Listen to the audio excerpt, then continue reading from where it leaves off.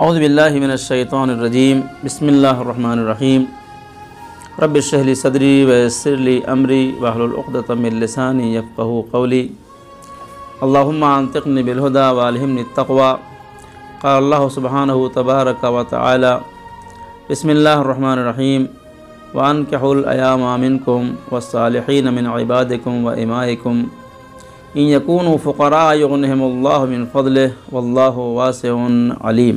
ناظرین، آج ہم اسلامی شادی کے اس سیریز میں دو اہم باتوں کی طرف اشارہ کریں گے جو عقد نکاح سے متصل ہے۔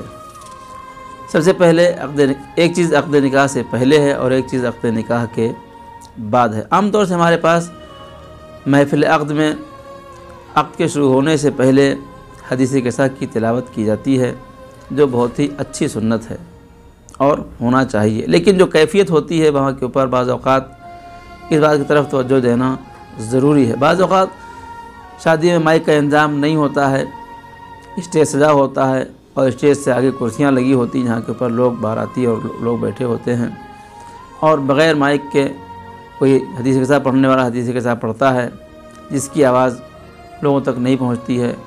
یہاں حدیث قصہ پڑھی جاتی ہے اور وہاں لوگ اپنی باتوں میں اپنے کام میں لگے ہوتے ہیں، جو اچھا نہیں ہے۔ لہذا بہتر یہ ہے کہ مائک کا انتظام کیا جائے۔ مائک کا انتظام کرنے کے باوجود بھی بعض لوگ حدیث قصہ پڑھی جا رہی ہوتی ہے اور اپنے کاموں میں مشغول ہوتے ہیں، بات کیا کرتے ہیں، یہ غلط ہے۔ جب حدیث قصہ پڑھی جائے اور دعا پڑھی جائے یا قرآن کی تلاوت کی جائے تو آپ کو کان دھر کے سننا چاہیے، تھوڑی دیر صبر کر لیجئے اور اس کے بعد تو آپ کو بات کرنی ہے اور کام کرنا ہی ہے۔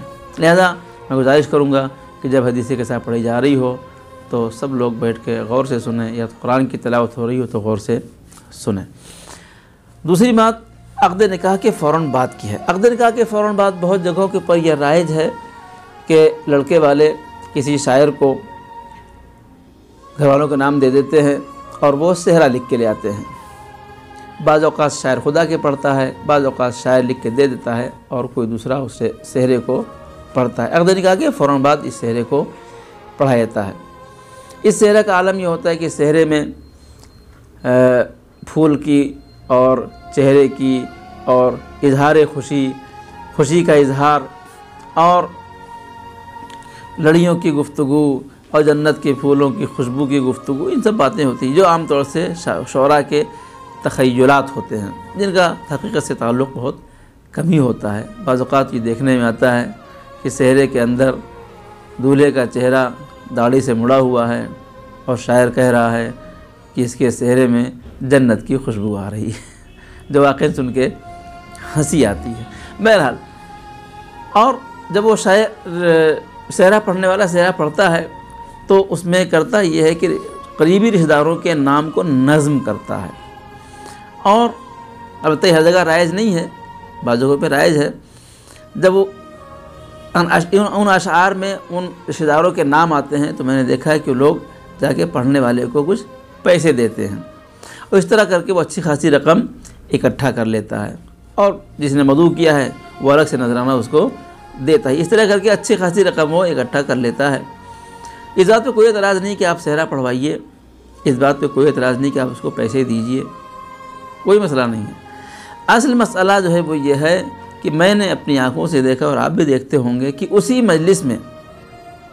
مجلس عقد میں عقد پڑھنے والا مولوی جس نے عقد پڑھ کے شادی کو مکمل کیا کہ جس کے عقد کے بنا شادی کا کوئی تصور ہی نہیں ہے، اس کی کوئی حقیقت ہی نہیں ہے، اس مولوی کو عقد پڑھنے کے عوض میں 1500 دے کے ہم ٹال دیتے ہیں۔ لیکن یہ تخیلاتی اشعار پڑھنے والے شعراء کو اچھی خاصی رقم دیتے ہیں جو شاید مولوی کی رقم سے کئی گنا زیادہ ہوتی ہے۔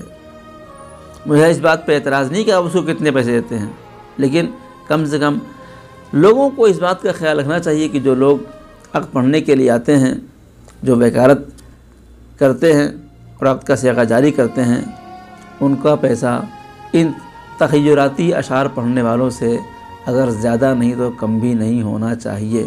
جبکہ عالم یہ ہے کہ لوگ تلاش کرتے ہیں کوئی رشتہ دار مولوی مل جائے، اور کوئی مولوی ملتا ہے تو اس کی رشتہ داری تلاش کرتے ہیں کہ ہمارے فلاں رشتہ دار ہیں تاکہ وہ پیسے نہ دینے پڑیں۔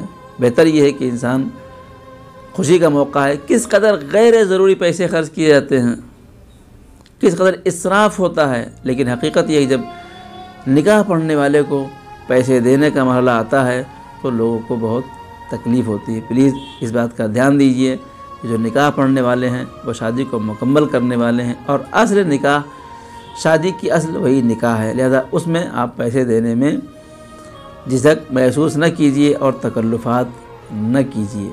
وہاں دینا ان کو ثواب بھی ہے اور ان کا حق بھی ہے۔ میں تو کہتا ہوں کیا بہتر ہوتا کہ نصف المہر نکاح پڑھنے والوں کا حق قرار دیا جاتا تو کتنا اچھا ہوتا۔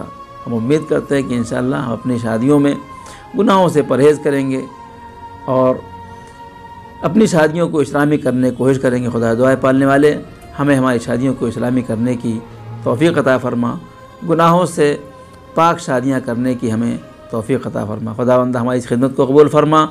ربنا تقبل منا انک انت السمیع العلیم۔ السلام علیکم ورحمۃ اللہ وبرکاتہ۔